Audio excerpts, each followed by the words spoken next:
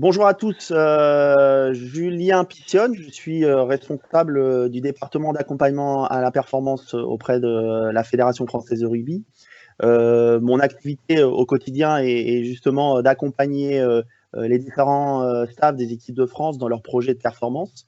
Et c'est la raison pour laquelle je souhaitais qu'on puisse vous faire passer des messages autour de tout ce qu'on appelle l'entraînement caché, l'entraînement invisible, c'est-à-dire l'entraînement qui se fait en dehors du terrain, mais qui est aussi ô combien important dans un projet de performance et dans un projet de développement. Alors, je suis aujourd'hui avec Anis Aloulou, un collaborateur de la Fédération française de rugby qui travaille depuis plusieurs années justement autour des stratégies de récupération pour la performance de nos équipes de France.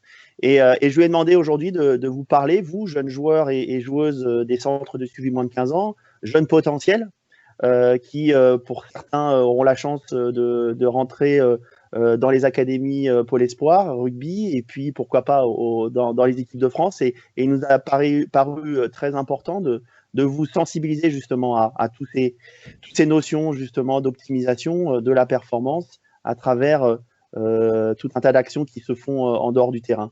Donc je vais laisser la parole à Anis, qui, j'en suis sûr, pourra vous faire passer tout un tas d'informations qui seront toutes précieuses dans votre activité sportive de tous les jours.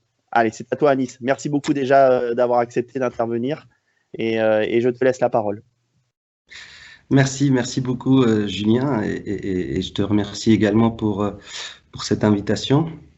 Donc, pour continuer un peu de me présenter, donc j'ai fait récemment, au cours de ces dernières années, comme tu as dit, on a beaucoup collaboré au sein de la Fédération française de rugby, mais également j'ai été amené à faire une thèse de doctorat au sein du laboratoire CEP de l'INSEP, et pendant lequel j'ai pu collaborer avec différents sportifs et sportifs de haut niveau dans l'optimisation de leur qualité de sommeil. Et effectivement, ma thèse de doctorat a porté sur le sujet du sommeil et son rôle et son importance dans la performance sportive dans le sport de haut niveau.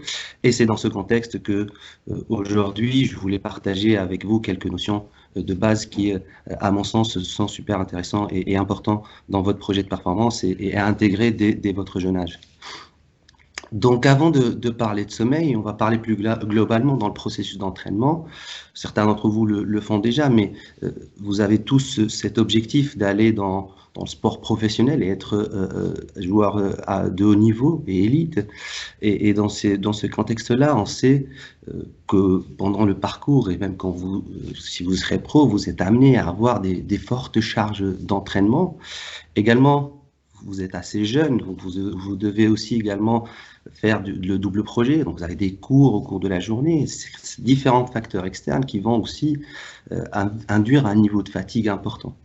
Et pour que le processus d'entraînement réside dans l'équilibre entre toute cette fatigue-là et ce que j'appelle aussi la récupération, qui est, si on a une journée de 24 heures et on s'entraîne 2 à 4 heures par jour, tout ce qu'on met en place durant les 20 heures en dehors des entraînements va aussi avoir un impact sur la qualité ou comment on profite de chaque entraînement qu'on réalise. Donc j'ai fait un exemple ici avec l'eau qui constitue le niveau de fatigue qu'on engendre, qu'on a au cours de la journée. Et puis ici en bas, l'entonnoir, c'est la qualité de notre récupération. Ici, voilà le classique, on a un niveau de fatigue assez réduit et on a une bonne qualité de récupération, donc tout va bien. Mais dans le sport de haut niveau, généralement, on a des niveaux de fatigue assez élevés. Et bien, s'il n'y a pas cet équilibre entre le niveau de fatigue et la qualité de la récupération, comme vous le voyez ici, hein, la qualité de la récupération est insuffisante par rapport au niveau de fatigue, et ben, on va arriver sur toutes ces problématiques de surentraînement, de fatigue aiguë, également éventuellement du risque de blessure qui va être élevé. Par contre, quand on a un niveau de fatigue élevé, qui est souvent le cas dans le sport de haut niveau, et qu'on associe une bonne récupération, donc on a un bon équilibre entre la fatigue et la qualité de la récupération, et ben on profite pleinement de nos séances d'entraînement et on progresse et on évolue plus rapidement. Et quand je quand je parle de récupération, je parle des 20 heures qui sont en dehors de l'entraînement. La plus grande partie de ce temps-là, on le passe à s'endormir. On passe un tiers de notre vie à dormir, et aujourd'hui, on s'intéresse de plus en plus au sommeil et on voit de plus en plus d'importance dans le projet de performance. Je vais essayer de voir un peu l'importance du sommeil sur différents volets. Le premier, c'est, on sait que pendant le sommeil, par exemple, vous le voyez ici dans cette petite courbe, c'est la sécrétion. Ici, c'est toute une nuit, entre de 22h30 et 4-5 heures. Et on voit que, surtout en début de nuit, on sécrète cette hormone de croissance. Donc, comme son nom l'indique, cette hormone est impliquée dans la croissance. Vous, jeunes joueurs, c'est hyper important. Donc, avoir une bonne qualité et une bonne quantité de sommeil va améliorer ou intervenir dans votre niveau de croissance. Également, cette même hormone est impliquée dans la cicatrisation. On fait tous face à des entraînements de force qui vont induire des micro-lésions au niveau musculaire, et la cicatrisation, la réparation musculaire se fait en grande partie pendant le sommeil. Également, quand on fait un entraînement de musculation qui a pour but de développer le muscle ou de développer la force maximale, c'est vrai que le stress de l'entraînement est important pour arriver à ça, mais le développement au niveau musculaire ne se fait pas pendant la séance d'entraînement, il se fait en dehors et en grande partie pendant le sommeil, et particulièrement aussi le sommeil profond. Donc, l'entraînement, c'est global, c'est pas que les 2 heures d'entraînement, mais c'est aussi avoir une bonne qualité de sommeil, et quantité de sommeil va avoir un impact sur comment on profite d'une séance d'entraînement. Également, pendant un match ou pendant une séance d'entraînement à haute intensité, on sait qu'on va puiser sur nos réserves. J'ai appelé ça glycogène musculaire, mais vous pouvez prendre l'exemple de l'essence ou du carburant d'une voiture, et plus la séance est prolongée et intense, plus on va puiser sur ces réserves ou ce carburant. Et pendant le sommeil, on a le restockage, on va restocker les réserves énergétiques, et avoir une bonne qualité de sommeil, une bonne quantité de sommeil. Maintenant, il est démontré que ça permet également de mieux restocker l'énergie et arriver à la séance du lendemain avec le plein, et non pas en ayant moins de carburant le lendemain matin. Et puis, quand on a moins de carburant, une jour ou une nuit de mauvaise qualité ou quantité de sommeil, ça n'impacte pas, mais sur du moyen et du court terme, ça peut avoir des conséquences néfastes. Également, on sait maintenant que dans notre corps, on a un système qu'on appelle le système immunitaire. C'est notre armée dans notre corps qui nous permet de résister aux infections. Aujourd'hui, on fait face au coronavirus. On sait que, par exemple, les personnes les plus âgées ont plus de risques d'attraper cette maladie parce que, justement, leur armée ou leur défense immunitaire s'affaiblit au cours des années. On sait aujourd'hui que différentes études ont été réalisées. On sait que plus on dort, quand on a une bonne durée, une bonne quantité de sommeil, par exemple, ces défenses sont beaucoup plus solides. Et l'exemple de cette étude que je vous partage, et qui a montré que les personnes qui dorment moins de 7 heures ont 3 fois plus de risques, par exemple, de développer un rhume que les personnes qui dorment plus de 8 heures. Donc, avoir une bonne quantité de sommeil va vous permettre d'être moins sujet à attraper des infections, tomber malade tout simplement, et donc moins de risques de louper des séances d'entraînement et moins de gêne pour votre développement physique. Également, cette étude que je voulais partager avec vous, qui me semblait assez intéressante, c'est que ça s'est fait aux États-Unis et c'était réalisé sur des jeunes qui ont environ 15 ans, comme vous, et qu'on a classé en différents groupes, des gens qui dorment 6 heures ou moins, des gens qui dorment 7 heures, 8 heures et 9 heures. Et on les a suivis pendant 21 mois pour voir l'incidence de blessures. Combien de ces gens-là ils font de blessures sur ces 21 mois. Et ce qu'on observe, c'est que, comme vous voyez ici dans la petite courbe, les gens qui dorment 6 heures ou moins ont plus de risques de se blesser que les 7, 8 ou 9 heures. Pour être plus précis, si on compare les personnes qui dorment moins de 6 heures et les personnes qui dorment 9 heures, pour ces 3 heures de différence de sommeil ou 3 heures de sommeil au moins, les personnes qui dorment moins de 6 heures ont 5 fois plus de chances de se blesser. Donc, avoir une bonne qualité de quantité de sommeil peut nous prévenir également de certaines blessures.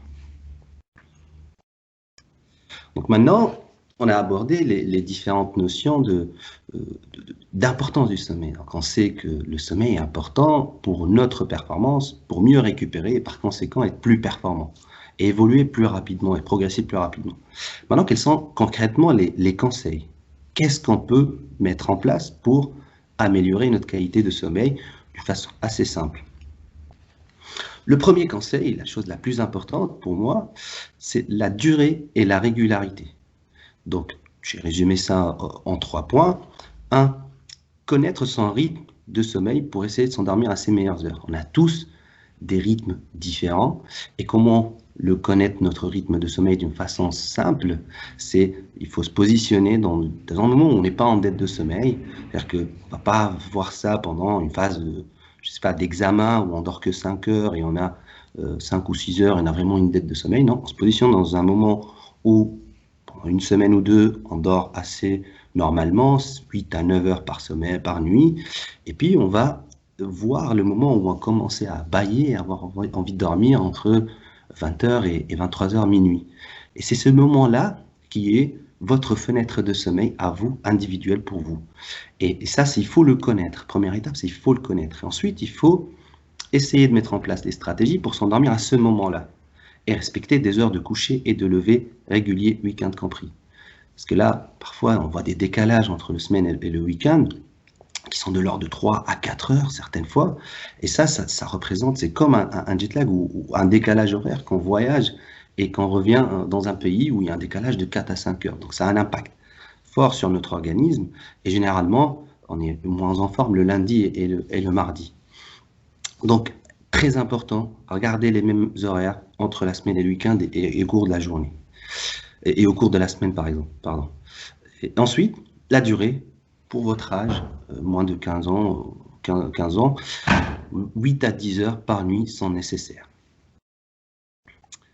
Deuxième chose, c'est l'exposition à la lumière. Donc, optimisez votre exposition à la lumière. On va commencer par avant l'endormissement. Chose la plus importante, c'est d'éviter l'exposition à la lumière bleue, qui est la lumière. Les smartphones, par exemple, sont très riches en cette lumière bleue jusqu'à 2 heures avant le coucher. Pourquoi? Eh bien, la lumière bleue va stimuler ou inhiber la sécrétion d'une hormone qui est l'hormone du sommeil, la mélatonine.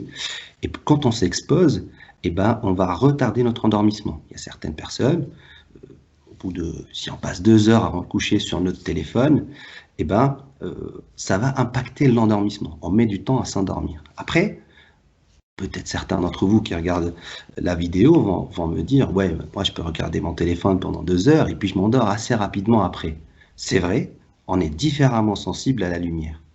Par contre, ce que vous ne savez pas quand vous dormez, c'est la qualité de votre sommeil, surtout durant les 2 premiers cycles d'endormissement. Est-ce que vous faites vraiment du bon sommeil, du sommeil profond, ou vous avez du sommeil léger parce que vous avez une perturbation de la sécrétion de cette hormone? Ça, vous ne le savez pas. Et pour être sûr d'avoir une bonne qualité de sommeil, s'il y a un conseil, c'est d'éviter 1h30 à 2 heures avant le coucher d'utiliser les smartphones ou les laptops. Quand c'est nécessaire, parfois voilà, on peut réviser devant son ordi ou autre le soir. S'il y a un conseil je peux donner, assez simple, c'est d'installer cette application que vous voyez ici, appelle Night Shift, qu'on retrouve maintenant dans les ordis, dans les tablettes, etc. et qui transforme la lumière bleue en lumière orange. Donc, voilà, c'est moins impactant, ça reste impactant quand même, mais on réduit l'effet sur la sécrétion de l'hormone du sommeil. Également, une stratégie qui a montré ses bienfaits, c'est utiliser une lunette, comme vous le voyez ici, bloquante de lumière bleue. Ça, là, c'est développé. Si vous regardez votre ordi ou autre, on peut mettre ces lunettes-là pour limiter un peu les effets. Là, c'est avant l'endormissement. Ensuite, en dehors, le plus important, c'est d'avoir une chambre sombre. Ne pas avoir des petits éléments de luminosité ou lumière dans la chambre. C'est assez important. Ensuite, on arrive le lendemain, l'éveil. C'est très important de s'exposer à la lumière du jour au réveil. Donc, simuler l'aube, l'idéal serait d'utiliser un simulateur d'aube qui, dans une chambre sombre, voilà, comme vous voyez, c'est une lampe ici. On programme voilà, ici, avec notre téléphone qu'on va s'endormir à 7h30, on va se réveiller par exemple à 7h30, et dès 7h, ça commence à envoyer une lumière doucement jusqu'à atteindre le maximum à 7h30. Et ça, nos récepteurs à la lumière, ils vont rester sensibles à la lumière, même quand on dort, et ça va simuler un réveil de bonne qualité, doux, qui va cautionner tout notre état d'humeur de la journée. Il y a un lien étroit entre la qualité de l'éveil et notre humeur de la journée. Donc, rendez votre éveil assez doux et évitez que le réveil sonne et puis on se réveille en 2 secondes. Voilà. Troisième chose, c'est le rituel d'endormissement. Instaurer un rituel adapté à vos préférences. C'est important, notre cerveau fonctionne, il a une mémoire très importante. Essayez de voir, par exemple, aller manger tous les jours à midi, et bien vous allez avoir faim à chaque fois à midi. Une semaine après, changez, mettez-vous à manger à 13h tout le temps, et bien vous allez avoir faim, le cerveau va s'adapter, le corps va s'adapter pour avoir faim à 13h. Donc, pareil, quand vous instaurez un rituel, notre corps va s'en rappeler. Et ben, dès que vous commencez à l'instaurer au moment où vous savez vos heures d'endormissement, et ben, ça va faciliter votre endormissement. Donc là, je peux vous donner des conseils, mais chacun doit adapter à ses préférences son rituel à lui qu'il doit retrouver. Par exemple, la douche chaude qui a montré des effets bénéfiques sur l'endormissement également, la lecture, la musique douce peut-être. S'il y a des choses à éviter, 2 choses à éviter en particulier, c'est les séries à suspense, les séries américaines où on a envie de regarder l'épisode d'après, et puis l'épisode d'après, et puis généralement on regarde l'heure, il est 2h, et puis on va calculer le temps qu'il nous reste. Ouais, j'ai cours à 7h demain, je vais dormir 5h, ah bah, je vais être cassé toute la journée demain. Ah bah, je peux vous dire que vous allez être cassé toute la journée, vous êtes programmé pour être cassé le lendemain. Pareil sur les jeux vidéo, ça stimule, voilà, je perds un match, il faut que je refasse un autre. Voilà, c'est un cercle vicieux et puis finalement, tout empiète sur le sommeil et surtout sur les premiers cycles de sommeil qui sont assez importants pour notre croissance comme on l'avait vu. Donc l'idée, c'est pas de ne pas faire ça. Je sais que les jeux vidéo à votre âge, c'est quelque chose d'important pour votre bien-être. C'est juste il faut bien la planifier. Voilà, au lieu de le faire le soir et dormir à 2h, par exemple dans un stage d'entraînement, et ben plutôt dormir tôt, et ben se réveiller tôt, prendre le petit-déj, et puis si j'ai 1h30, 2h avant l'entraînement, bah pourquoi pas avoir ces jeux vidéo à ce moment-là. Donc voilà, tout est question d'organisation et ne pas de vous dire de plus faire ça et d'annuler tout. Non. Réserver le lit au sommeil. Pareil, je vous ai dit, le corps, il a une mémoire importante. Donc si vous commencez à prendre le petit-déj au lit, à bosser au lit, et ben quand on va au lit, notre cerveau, il ne sait plus qu'est-ce qu'on va faire. Par contre, si on réserve le lit au sommeil, dès qu'on rentre dans le lit, déjà, on a fait une première étape pour envoyer un message à notre corps qu'on veut s'endormir et qu'il doit se mettre en place pour s'endormir. Voilà. Également, mettre le téléphone en mode avion. Ça, c'est important qu'on n'ait pas de potentiel SMS ou d'appels qui vont arriver au cours de la nuit. Donc, même si ça n'arrive pas, rien que garder le téléphone allumé et que c'est possible que ça arrive, on va rester en état de vigilance, on est moins en sécurité au cours de la nuit, ce qui fait que on fait pas de sommeil profond. Alors, généralement, on ne le sait pas, hein, la qualité de notre sommeil, mais généralement, on est fatigué le matin, le lendemain, etc. Et puis rien qu'un petit geste de régler tout ce qu'on a à régler, voilà, faire les coups de fil pour dire voilà, maintenant je m'endors, on reprend la discussion le lendemain, clore tous les sujets que vous avez, mettre en mode avion et s'endormir, ça englobe la notion de sécurité, on est plus en sécurité et puis on va dormir plus profondément. Certaines personnes commencent à penser à ce qu'ils ont le lendemain. On a tous des événements stressants de la vie auxquels on peut commencer à réfléchir, comment on va les résoudre. C'est important de les écrire avant de dormir, la liste des tâches à faire le lendemain. J'ai besoin de 2 heures pour faire ça, 1 heure pour faire ça. Je vais avoir cet objectif, je vais l'atteindre demain. Restez positif et vous allez voir, ça peut aider. Donc voilà, je ne vais pas vous détailler plus d'autres aspects, restant assez simples et ces quelques conseils assez simples peuvent vous aider à mieux vous dormir. Donc ça, c'est l'aspect comportemental. Qu'est-ce que je fais moi-même dans mon comportement de tous les jours? Maintenant, on arrive à l'environnement de sommeil. Comment est la meilleure chambre de sommeil? Vous voyez ici, c'est une chambre dont la température ambiante est de 18 à 20 degrés. L'idéal, c'est d'avoir un système de climatisation, de chauffage qui nous permet d'avoir cette température. Mais si ce n'est pas possible, on peut acheter un thermomètre, l'installer dans notre chambre, puis on voit l'évolution de la température, on règle nous-mêmes le chauffage ou l'aération avant de s'endormir de façon à avoir cette température-là. Également, pour certains d'entre vous, éventuellement, qui ont des allergies ou autres, ça peut aider d'avoir un déshumidificateur d'air pour éviter la toux au cours de la nuit qui stimule, qui nous fait basculer du sommeil profond à léger et voilà, avoir une meilleure qualité de sommeil. Deuxième point, on l'a abordé tout à l'heure, la luminosité. C'est important d'avoir une chambre la plus sombre possible au cours de la nuit et dans laquelle on peut idéalement simuler le lever de soleil le matin, dans l'idéal. Voilà. Ensuite, les nuisances sonores. Certaines personnes dorment avec la télé allumée. Voilà. Quand on pose la question pourquoi, ils nous disent de toute façon, moi j'ai besoin de la télé pour dormir, et puis par contre quand je dors, ça ne me gêne plus. C'est vrai que je me réveille le lendemain matin, je vois que c'est allumé, ça ne me perturbe pas, de toute façon ça ne m'a pas réveillé au cours de la nuit. Et ce que vous ne savez pas, ou ce qu'ils ne savent pas, c'est que nos récepteurs au bruit continuent, eux, à écouter la télé.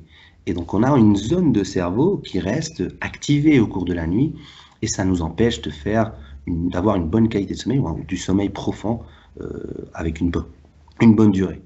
Donc un conseil, programmer la télévision pour qu'elle s'éteigne à 20-30 minutes au moment où vous allez vous coucher, et comme ça va s'éteindre tout seul au cours de la nuit. Également, avoir une literie de bonne qualité. Voilà. C'est important. Je sais qu'on ne se rend pas compte, généralement, on est étudiant, on prend un appartement, on se retrouve parfois avec des écrans plats, une PS5, mais généralement, quand il s'agit de literie, on va acheter le moins cher ou on va appeler un ami si vous avez un matelas à prêter. Or, ça dépend de vos objectifs, mais un matelas de bonne qualité, j'ai pu étudier ça durant ma thèse, a un impact fort sur la qualité de notre sommeil et la qualité de notre récupération.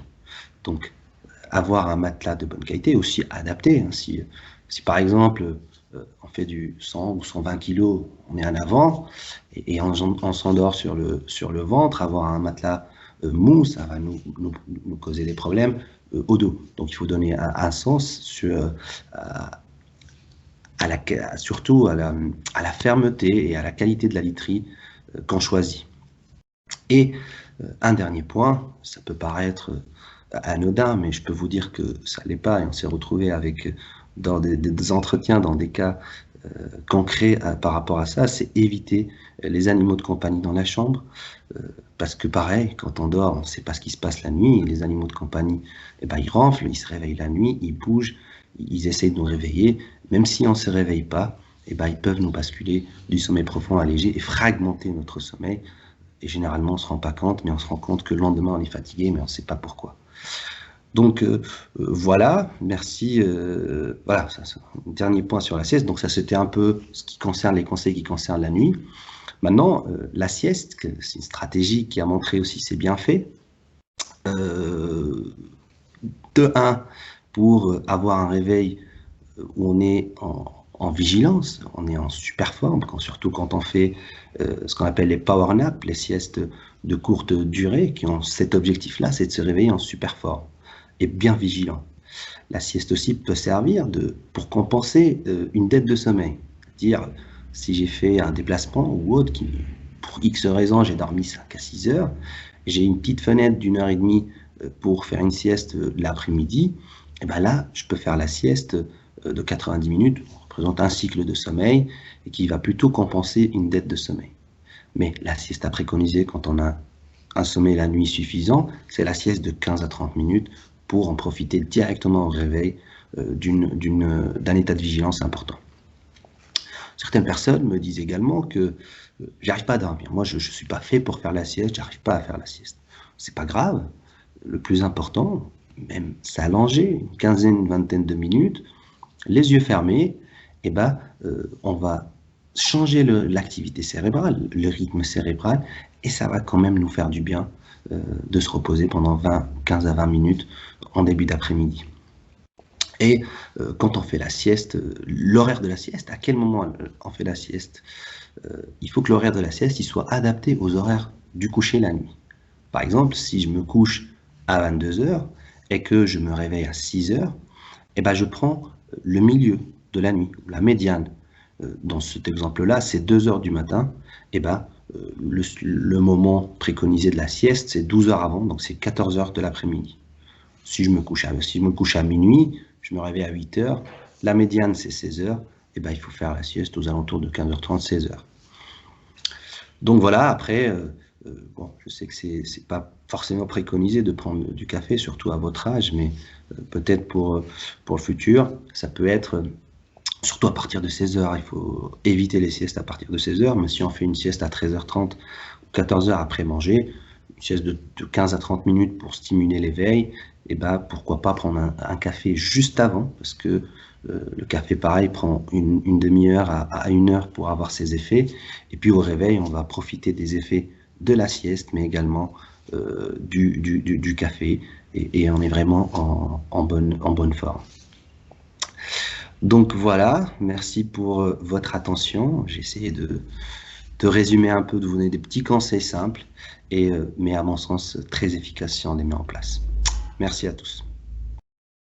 Merci Anis, merci en tout cas pour ton exposé et ta présentation très claire et je pense que beaucoup d'entre vous avaient pu vous reconnaître dans les exemples qu'a présenté Anis, des exemples concrets qu'il a justement pu vivre au contact des athlètes de haut niveau. Et vous voyez aussi que à travers des exemples, des conseils simples à mettre en place, que vous pouvez dès à présent mettre en place, il ne faudra pas attendre d'avoir cette chance d'être en équipe de France pour optimiser tout ça. Vous pouvez le faire dès maintenant.